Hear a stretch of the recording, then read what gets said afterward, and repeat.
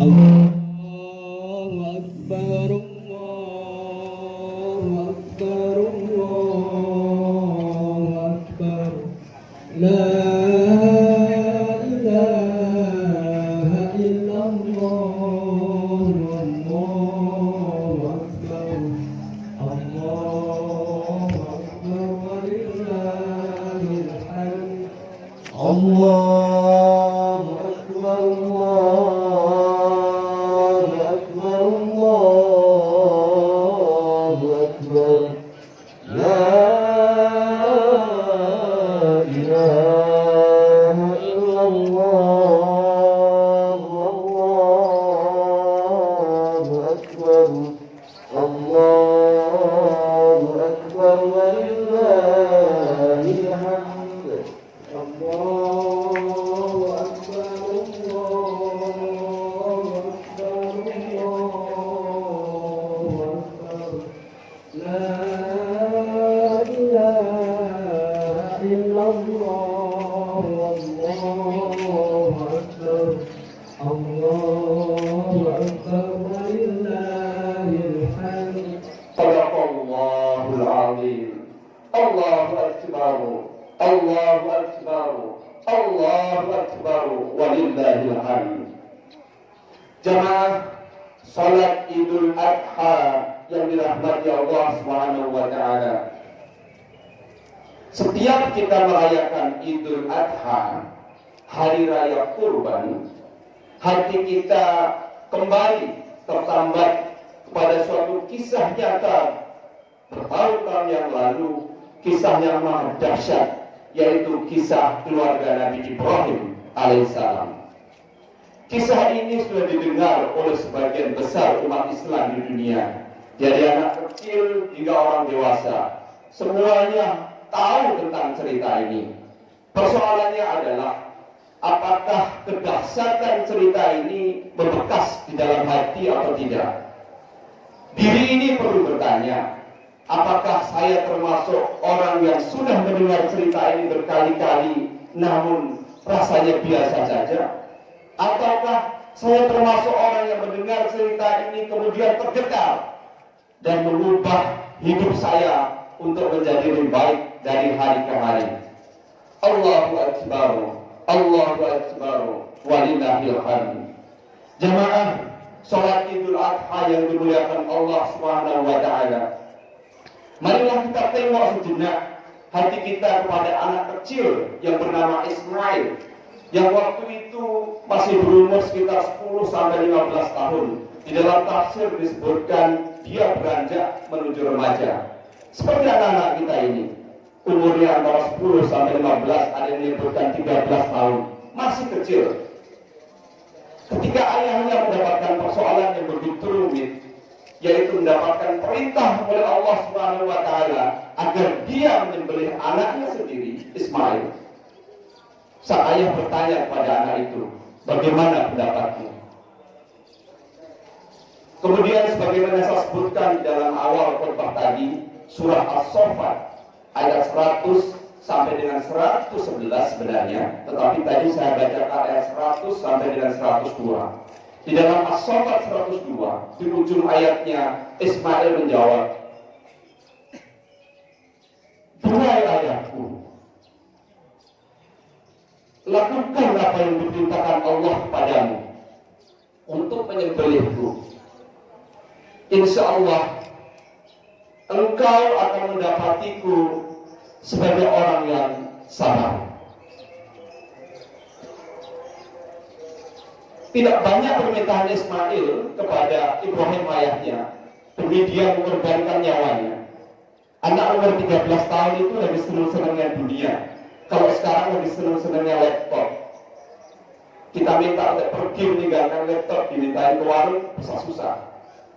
Anak ini masih kecil dan sedang gembira-gembiranya dengan dunia. Ketika ayahnya mempunyai persoalan yang diberikan oleh Allah untuk dijawab, kemudian Nabi Ismail kecil itu menjawab, "Ya abadi, duhai ayahku, duhai guruku, duhai panutanku, lakukan apa yang diperintahkan Allah kepadamu. dan engkau insya Allah akan mendapatiku sebagai orang yang sabar. Yang diminta Ismail sederhana. Dia hanya minta supaya ikatan tubuhnya itu dikuatkan. Ayah, kuatkanlah ikatan tubuhku, supaya kalau aku nanti sakit disembelih, meronta, tidak menyulitkanmu. Dia juga minta supaya pisau yang untuk menyembelih itu ditajamkan, supaya aku tidak merasakan begitu kesakitan ketika disembelih. Dan permintaan ketiganya, saya minta pakaian yang ada di tubuhnya itu dilepaskan. Dia minta diberikan kepada ibu yang tersayang, Hajar, atau Siti Hajar kita memanggilnya, sebagai kenang-kenangan. Hanya itu permintaan anak itu. Dua permintaan pertama itu supaya tidak menyulitkan ayahnya ketika menyembelihnya, karena bisa jadi ketika disembelih dia kesakitan kemudian meronta dan menyulitkan ayahnya. Kemudian permintaan ketiganya, dia minta pakaiannya ditanggalkan untuk diberikan kepada ibundanya sebagai kenang-kenangan. Sederhana sekali permintaannya. Para jamaah, kita mungkin bagi orang yang saat ini, dunia sekarang, melihat ada anak yang seperti ini, sekecil itu, kita tentu iri, kita tentu membayangkan kok bisa ya ada anak yang sedemikian sabar, sedemikian baik, sedemikian terpujinya, sehingga begitu berbaktinya dia kepada orang tua. Bukan soal uang 3 juta yang dia korbankan untuk beli kambing, bukan soal uang 25 juta yang dia korbankan untuk beli sapi, bukan uang 100 juta yang dia korbankan untuk membeli beberapa ekor lembu. Yang dia korbankan adalah nyawanya. Setelah dia disembelih, dia nggak akan hidup lagi selamanya. Dia kehilangan semua kenikmatan dunia yang mungkin akan dia rasakan bertahun-tahun. Itulah Ismail. Pagi ini kita menengok kedahsyatan, kemuliaan akhlak dari anak itu. Allahu Akbar, Allahu Akbar, Allahu Akbar, walillahil hamd. Para jamaah salat Idul Adha yang dirahmati Allah Subhanahu wa taala. Kemuliaan akhlak Ismail bukan datang tiba-tiba. Tentu ini karena qada Allah. Tetapi di dalam kehidupan sehari-hari, Ismail memang layak mempunyai akhlak sedemikian. Ada 3 pelajaran yang bisa kita petik pagi ini dari bagaimana Ibrahim dan Hajar istrinya di dalam mendidik keluarganya. Yang pertama adalah kesabaran menerima cobaan. Ibrahim adalah contoh yang sempurna. Dia sebagai ayah contoh yang sempurna. Bapak Ibu tentu paham dengan cerita Nabi Ibrahim. Sejak kecil cobaan itu datang bertubi-tubi. Dia sudah diusir dari kaumnya ketika masih muda karena dia menentang penyembahan berhala pada waktu itu. Bahkan Nabi Ibrahim juga harus berpisah dengan ayahnya karena ayahnya adalah penyembah berhala, bahkan pembuat berhala. Kemudian di dalam kehidupannya dia harus merantau dan di dalam hidupnya berumah tangga dengan Siti Sarah bertahun-tahun, 10 tahun pernikahan belum dikarunia anak. Umur Ibrahim 30 tahun belum dikarunia anak, 40 tahun belum dikarunia anak, 60 tahun Nabi Ibrahim belum dikarunia anak, 70 tahun belum dikarunia anak juga. Nabi Ibrahim itu mempunyai anak Nabi Ismail itu ketika umurnya 86 tahun. 86 tahun, umur yang sudah tua. Itu pun ya dengan izin Sarah istrinya, Nabi Ibrahim diminta untuk menikahi Siti Hajar, asisten dari Siti Sarah. Kemudian Nabi Ibrahim dikaruniai Allah anak satu-satunya, yaitu Ismail, yang kemudian dalam cerita tadi ketika sudah remaja diminta oleh Allah menyembelihnya. Jadi Nabi Ibrahim ini memang patut menjadi contoh tentang bagaimana menahan ujian dari Allah. Beliau menerima ujian ini dengan sabar dan berdoa. Rabbi habli minas shalihin. Ya Tuhanku, ya Rabb, karuniailah aku seorang anak yang termasuk orang-orang yang soleh. Rabbi habli minas shalihin. Jadi kelahiran Ismail memang dimulai dari doa yang baik, dimulai dari contoh yang baik. Jadi di jamaah ini yang belum mempunyai anak, banyaklah doa ini kita contoh bagaimana Nabi Ibrahim berdoa, Rabbi habli minas shalihin. Ya Tuhanku, karuniakanlah aku seorang anak yang termasuk orang yang soleh. Pelajaran kedua adalah tentang bagaimana kasih sayang. Nabi Ismail sejak kecil dicurahi dengan begitu banyak kasih sayang dari ayah dan ibunya. Anda tentu semua para jamaah masih ingat dengan baik kisah Siti Hajar. Bagaimana Siti Hajar berlari ke sana kemari untuk mendapatkan air karena bayinya Ismail kehausan. Dan mereka berdua ini posisinya adalah sendirian di Mekah, diasingkan dari tempat tinggalnya Palestina. Jadi Nabi Ibrahim dulunya di Palestina bersama keluarga. Setelah kelahiran Ismail, maka Siti Hajar dan Ismail dipisahkan ke Mekah. Itu jauh. Kalau kilometer sekarang Palestina ke Mekah itu bus 2 malam 1 hari, sekitar 1.500 km. Jadi dari ujung Jawa sampai ke Bali. Jadi diasingkan berdua. Dan di dalam pengasingan itu kita tidak pernah mendengar kisah Siti Hajar itu mengeluh. Yang kita dengar adalah ketabahan. Jadi Nabi Ismail telah diberikan pelajaran kesabaran dari kedua orang tuanya dengan kasih sayang yang berlimpah. Begitupun dari ayahnya Nabi Ibrahim, walaupun jaraknya 1.500 km, secara berkala mengunjungi Nabi Ismail. Mengunjungi Ismail waktu kecil, jadi belum jadi Nabi waktu itu. Sering mengunjungi Ismail, walaupun jaraknya 1.500. Seperti yang tadi disebutkan, dibacakan oleh Ustaz Saiful ketika menjadi imam, itu adalah kisah kebersamaan antara Nabi Ibrahim dan Ismail kala itu. Sejak kecil memang mereka dekat. Pelajaran yang ketiga kita ambil dari kisah ini sebagaimana diuraikan tadi di dalam surah As-Saffat ayat 100 sampai 102 adalah satu penggal ayat di dalam surah As-Saffat ayat 102. Fanzur ma'adha tara. Anakku, bagaimana pendapatmu? Nabi Ibrahim, apapun yang diperintahkan kepadanya pasti dilakukan. Kalau yang memerintahkan Allah.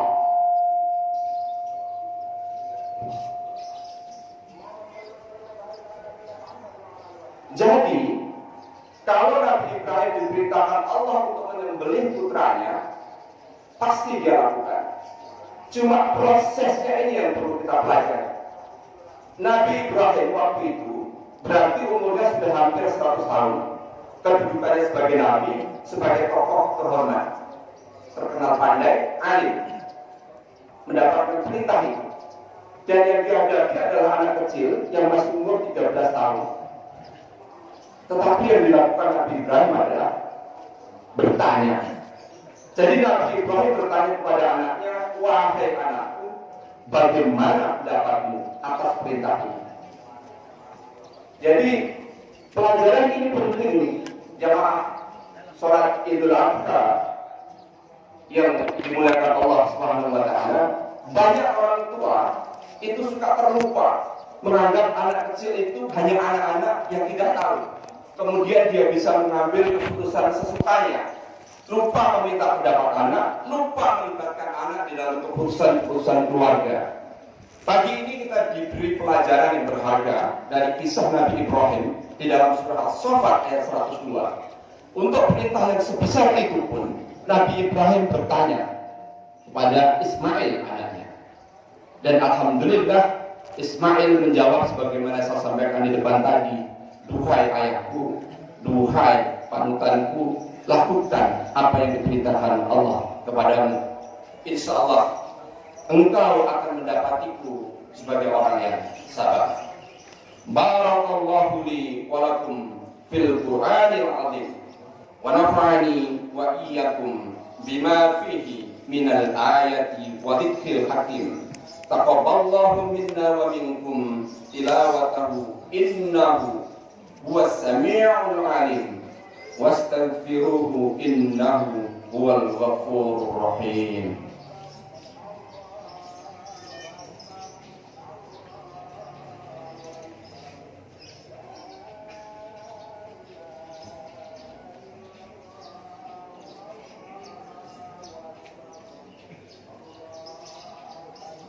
Allahu Akbar, Allahu Akbar, Allahu Akbar, Allahu Akbar, Allahu Akbar, Allahu Akbar, Allahu Akbar, Allahu Akbar, Allahu Akbar.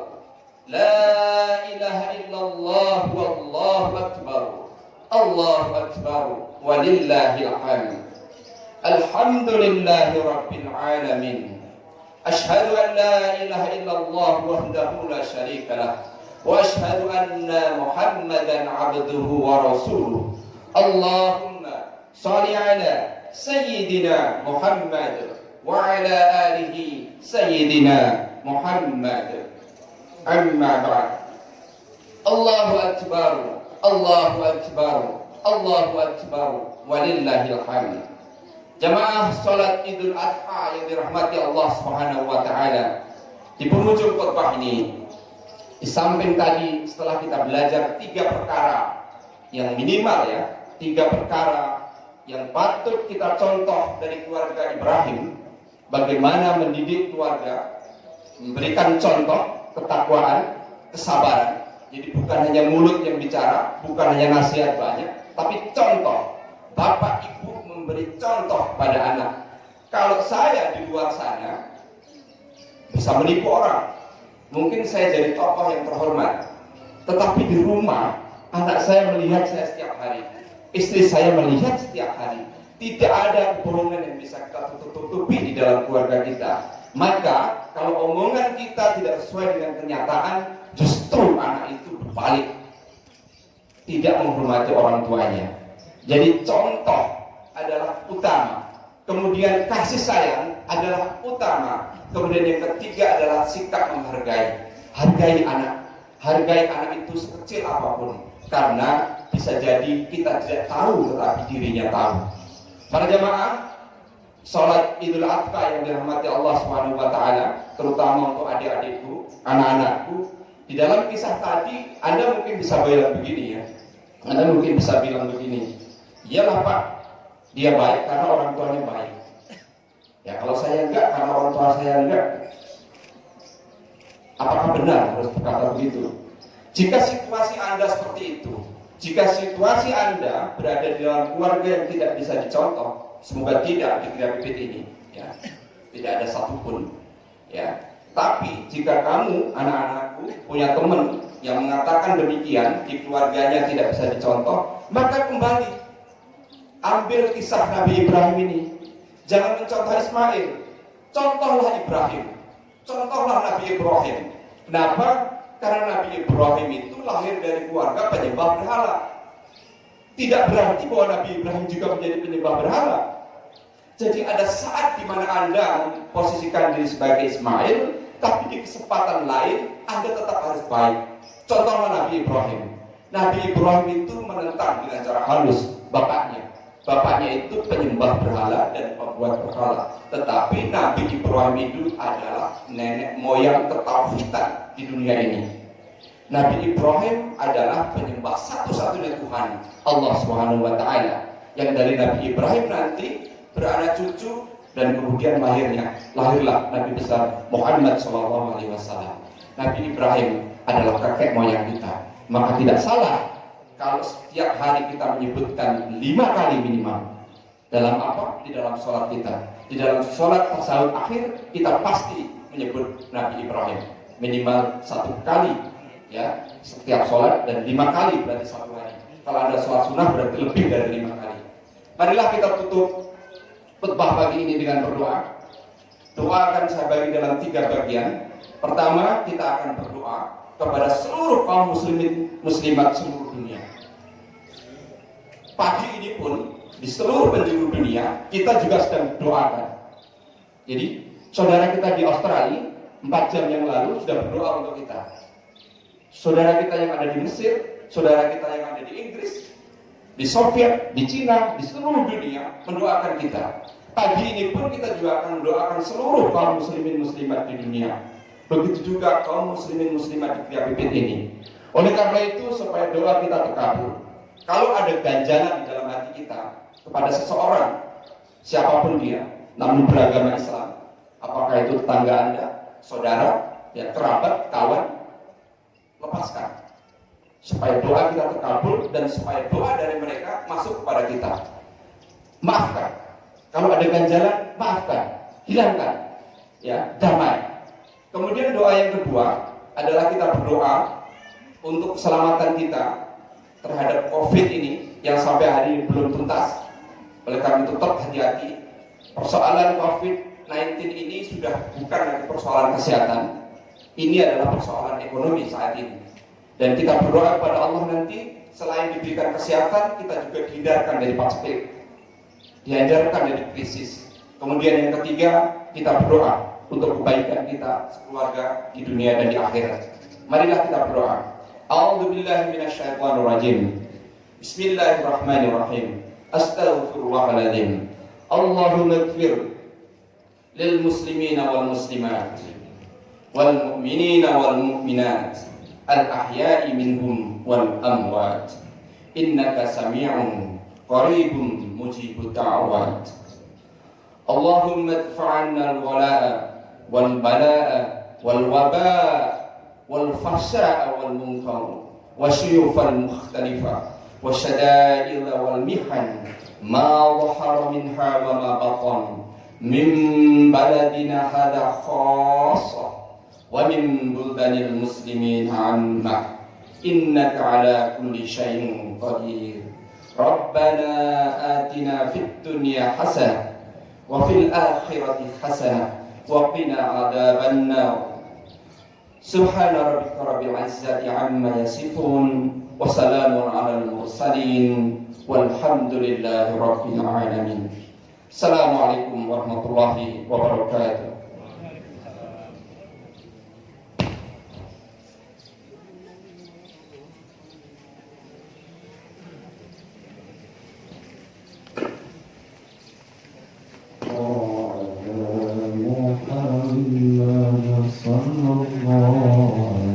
Sapi sebesar 191.175.000. Masih ada saldo untuk pembelian sapi sebesar 1.325.000 dan sisa ini akan nanti dikembalikan kepada bapak-bapak ibu jemaah yang sudah kolektif sapi, ataukah ini akan diambil kembali sisanya masing-masing sedikit-sedikit dan ataukah bisa diinfakkan ke Masjid Al-Huda. Laporan yang kedua adalah dana operasional.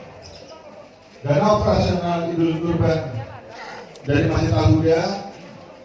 Yang pertama adalah dari kas Masjid Al-Huda sebesar 5 juta rupiah.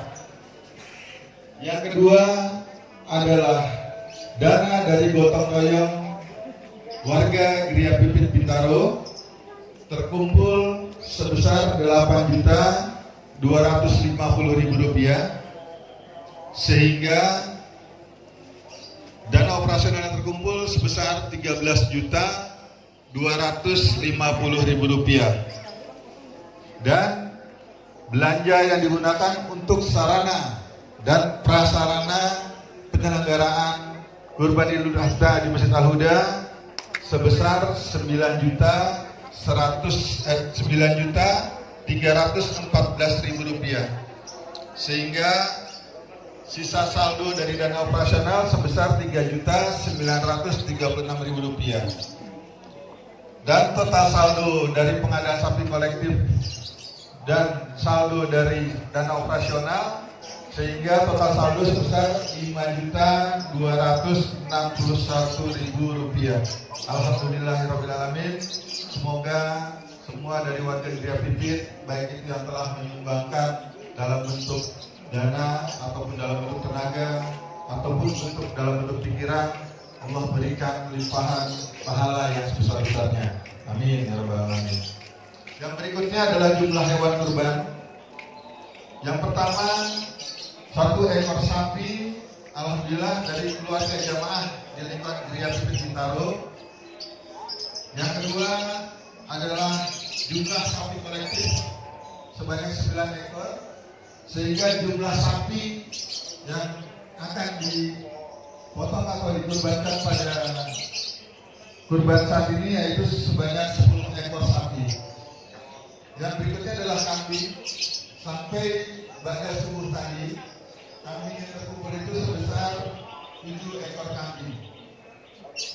Dan untuk penyelenggaraan penyembelihan itu dilaksanakan besok pada hari Sabtu 1 Agustus 2020. Dan tentunya Bapak-bapak, Ibu-ibu sekalian, jangan sampai juga kita harus tetap melaksanakan dengan menggunakan protokol COVID-19.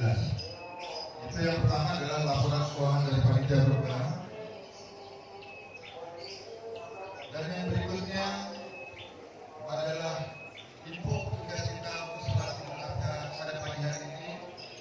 Yang pertama adalah imam kita adalah Ustaz Saiful Anwar SSI.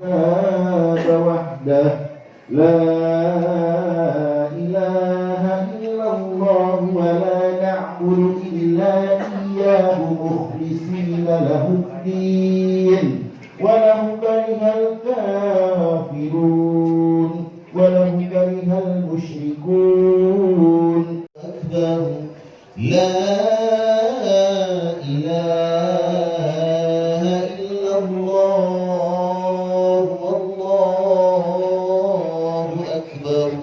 الله أكبر ولله